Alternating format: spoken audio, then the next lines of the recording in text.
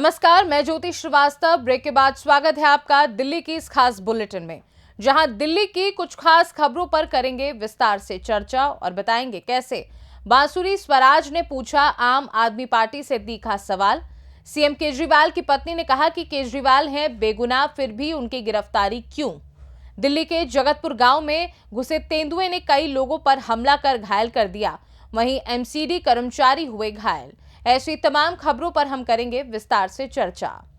कल हुई इंडिया गठबंधन की महारैली में सीएम केजरीवाल की पत्नी ने दिल्ली वालों को 6 गारंटी दी थी, जिसमें उन्होंने ये कहा था कि आपका भाई, आपके बेटे ने जेल के अंदर से दिल्ली वीडियो 6 गारंटी दिए। इसी विषय को लेकर भाजपा नई दिल्ली लोकसभा प्रत्याशी बांसुरी स्वराज में आम आदमी पार्टी की सुनाई आप बीती।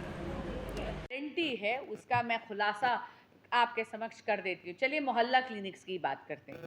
जो 6 गारंटी में से एक विषय लेके दे, ये वो मोहल्ला क्लिनिक्स है जहाँ पे फर्जी दवाइयाँ बट रही थी। ये वो मोहल्ला क्लिनिक्स है जो कोविड के समय बंद थे। ये वो मोहल्ला क्लिनिक्स है जो डॉक्टर्स, जहाँ पे डॉक्टर्स डायग्नोसिस नहीं कर रहे थे, एडमिनिस्ट्रेटिव स्टाफ डायग्नोसिस कर रहा था। ये वो मोहल्ला क्लिनिक्स हैं जहाँ पर पैथोलॉजिकल टेस्ट भी फर्जी थे। 20,000 से ज़्यादा गोस्ट पेशेंट्स बनाए गए हैं। आप जानते हैं ये पुरानी आदत है कि कोई भी वादा कर दो उसको पूरा करने की तो इनको फिक्र होती ही नहीं है।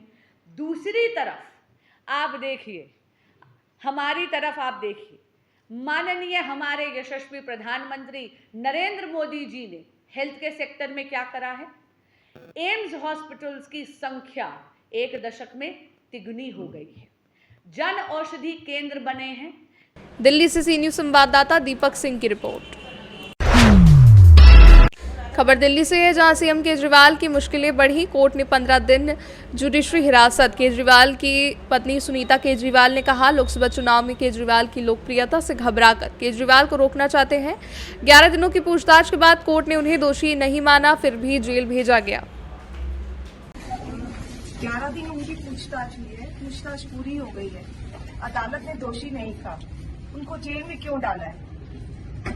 मैम, क्या आने वाले कितने दिनों के बाद आप लोग, अब जेसी में भेज दिया गया है सीएम साहब को, तो कब बेल मूव करने की आप लोग तैयारी कर रहे हैं? लोगों का एक ही मकसद है, इनको चुनावों में उनको जेल में डालना है। देश की जनता इस तानाशाही का जवाब देगी। दिल्ली से सी न्यूज संवाददाता दीपक की रिपोर्ट।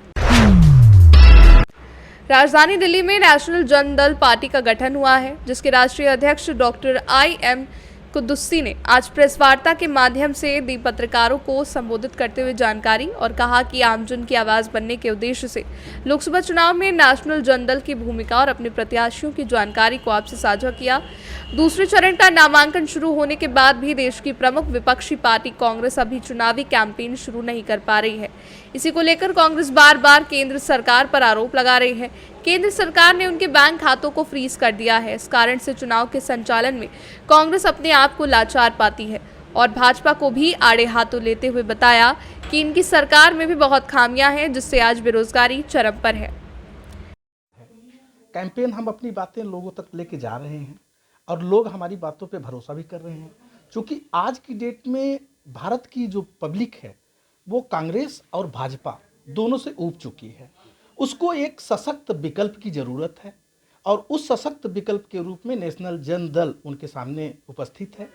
हम पे लोगों का भरोसा है, क्योंकि हम जज साहब ऑलरेडी हमारे जो पार्टी के राष्ट्रीय अध्यक्ष हैं, आप रिटायर्ड जस्टिस हैं, पढ़े लिखे लोग हैं।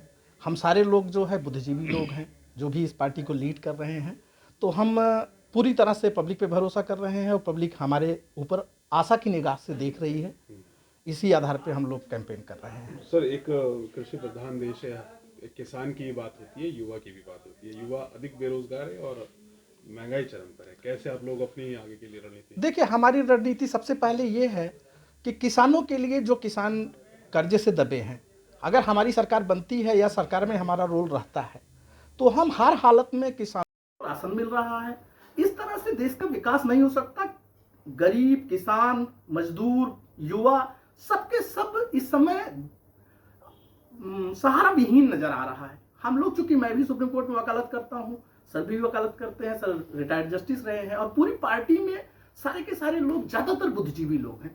हम लोग अपने लिए नहीं कर रहे थे, क्योंकि अपने लिए हम भगवान की कृपा से ठीक ठाक हमारा सिस्टम है, वकालत करके हम अपना पैसा भी कमा लेते हैं, अपना परिवार चला लेते हैं।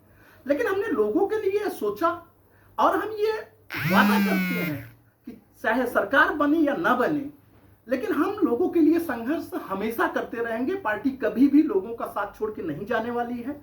और आपको ये भी मैं भरोसा दिलाना चाहूंगा कि इस बार की लोकसभा में भी हम लोग अच्छी सीटें जीत रहे हैं। सबसे अच्छा परफॉर्मेंस हमने प्रतापगढ़ में कैंडिडेट उतारा है। प्रतापगढ़ उत्तर प्रदेश की एक लोकसभा है, 39 प्रतापगढ़ लोकसभा, उस सीट को हम लोग जीतने की कंडीशन में हैं और उम्मीद कर रहे हैं कि वो बड़े अच्छे मार्जिन से हम उस सीट। हमारी पार्टी उत्तर प्रदेश में, बिहार में, पंजाब में, हरियाणा में, उड़ीसा में और भी एक दो जगह पर हो रहा है। लगभग अभी तक कितने कैंडिडेट उतार चुकी है आपकी पार्टी? हमारी पार्टी कैंडिडेट तो अभी इस चरण में जो 4, क्योंकि हमारी पार्टी को सिंबल नहीं मिला था इसलिए पहला चरण हमको मिस करना पड़ गया, लेकिन इस चरण में हम उतार रहे हैं, चरण वाइज उतार रहे हैं। पहला चरण, दूसरा चरण, तीसरा चरण, चौथा चरण, इस तरीके से हम अपने कैंडिडेट्स उतार रहे हैं। क्या कैंडिडेट्स आपके सारे प्रदेशों में ओके हैं? हाँ, सारे प्रदेशों में हमारे कैंडिडेट्स ओके हैं। दिल्ली में कितने सीटों पे लड़वा रहे हैं आप लोग? हम दिल्ली में 6 सीटों पर लड़वा रहे हैं। कौन कौन सी विधानसभा? सारी सीटें हैं सिवाय एक सीट के जो रिजर्व्ड है शेड्यूल कास्ट के लिए, लेकिन उसमें भी हमें कैंडिडेट्स मिलेंगे तो हम उसमें भी लड़ाएंगे अगर सक्षम कैंडिडेट। यानी कहने का सातों के साथ है, लगातार पार्टी चुनावी दौर में आती है, जनता से वादा भी करती है और जीतने के बाद उसके बाद जनता के बीच में जाना बंद कर देती है। क्या आप लोग जनता के बीच में ही रहेंगे या जनता की बात दूर हो जाएंगे आप लोग? देखिए, बड़ा अच्छा क्वेश्चन आपने पुटअप किया है। हम लोग इस पार्टी का जो फॉर्मेशन किए आदरणीय जज साहब के नेतृत्व में, आज से लगभग 50 से 60 साल कांग्रेस का शासन रहा। लोगों ने कांग्रेस को वोट दिया, लेकिन कांग्रेस आकंठ जो है वो भ्रष्टाचार में डूबी रही, तमाम सारे भ्रष्टाचार उसने किए, जिसके विकल्प के स्वरूप लोगों ने भारतीय जनता पार्टी को चुना और भारतीय जनता पार्टी की 2014 में सरकार बनाई। भारतीय जनता पार्टी की सरकार बनने से पहले बड़े लोक लुभावने भाषण और बड़े लोक लुभावने प्रलोभन दिए गए। लोगों को यह कहा गया कि देश नहीं झुकने दूंगा, देश नहीं बिकने दूंगा। लोगों के अंदर एक उत्साह आया कि शायद भारत के लिए कुछ बड़ा होगा। तो भारतीय जनता पार्टी के नेतृत्व में जो हम लोगों ने देखा कि बड़ा देश के लिए क्या हुआ। आपसे पूछा गया क्या आपके पार्टी में भी कोई सेलिब्रिटी आएगा जिसके कारण आपकी गैदरिंग, आपके वोटिंग या आपके जो चुनाव परफॉर्मेंस है वो अच्छा हो सके? देखिए सर, सेलिब्रिटी का जहां तक सवाल है, ये वही लोग करेंगे जिनके पास अपनी कोई वैचारिक वो नहीं है, विचारधारा नहीं है कि किसी विचारधारा के आधार पर वोट मांग रहे हैं। तात्कालिक लाभ के लिए लोगों को इकट्ठा करने के लिए किसी सेलिब्रिटी को बुला लिए, उनको रख लिए। हमने आपसे पहले ही कहा कि जो सेलिब्रिटी हमारी विचारधारा से जुड़ेगा और खुद आएगा, हम उसका स्वागत करते हैं, क्योंकि ये भारत लोकतंत्र है और यहाँ हर व्यक्ति का वोट बराबर है। सेलिब्रिटी भी हमारा वोटर होता है। अगर वो हमसे प्रभावित है, हमारे साथ आके कैंपेन करना चाहे, कुछ करना चाहे तो हम करेंगे। हाँ, हम किसी को पैसा दे के पब्लिक गैदरिंग के लिए नहीं बुलाएंगे, इस बात को आपको हम भरोसा देंगे। चलिए ठीक है, धन्यवाद। कर सकते हैं।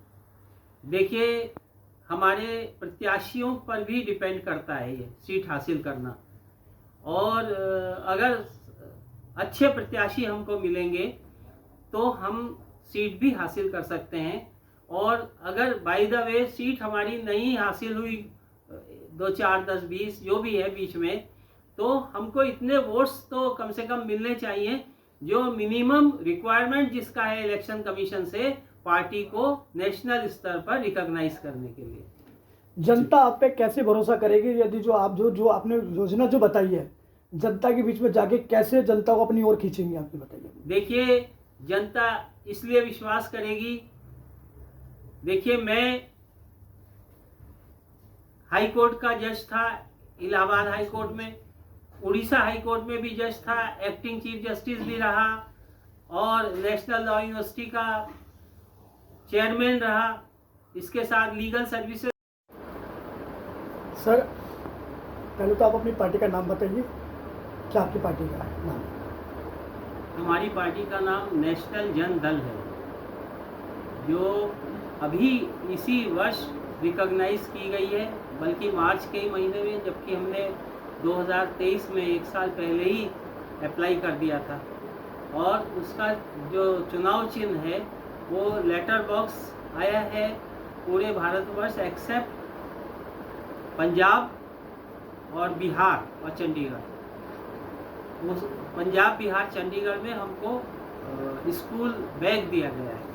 आज की आपकी प्रेस कॉन्फ्रेंस है, उसका उद्देश्य क्या है? आज की जो ये प्रेस कॉन्फ्रेंस है इसका उद्देश्य है कि ये अवगत कराना कि हमने पार्टी किस उद्देश्य से ये फॉर्म की है, क्योंकि बहुत सी पार्टियां हैं।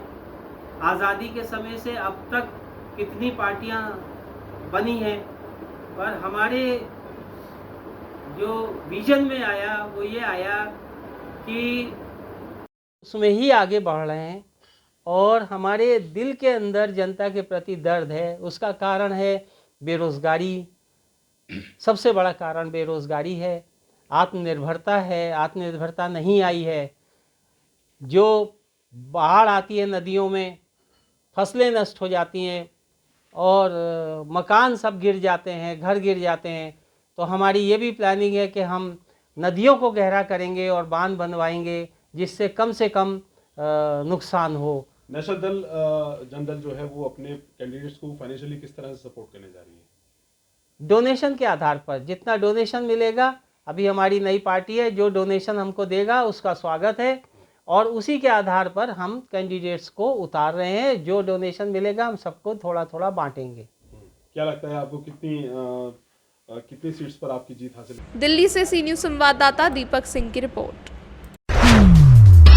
दिल्ली के जगतपुर गांव में घुसे तेंदुए ने कई लोगों पर हमला कर घायल कर दिया है। वहीं एमसीडी कर्मचारी घायल हुए हैं। नितिन, जो एमसीडी सिविल लाइन में जॉब करते हैं, उनको परमानंद हॉस्पिटल में एडमिट कराया गया है। कड़ी मेहनत के बाद तेंदुए को पकड़ लिया गया है, लेकिन दिल्ली में एक खूंखार जानवर कहां से आ रहे हैं। कुछ दिनों पहले भी एक तेंदुए को सड़क दुर्घटना में मारा गया है। दिल्ली से सी न्यूज़ संवाददाता दीपक सिंह की रिपोर्ट। ये तो थी दिल्ली बुलेटिन में दिल्ली की कुछ खास खबरें। वक्त है एक छोटे से ब्रेक का। ब्रेक के उस पार हम आपको और भी तमाम बड़ी खबरों से करवाएंगे रूबरू।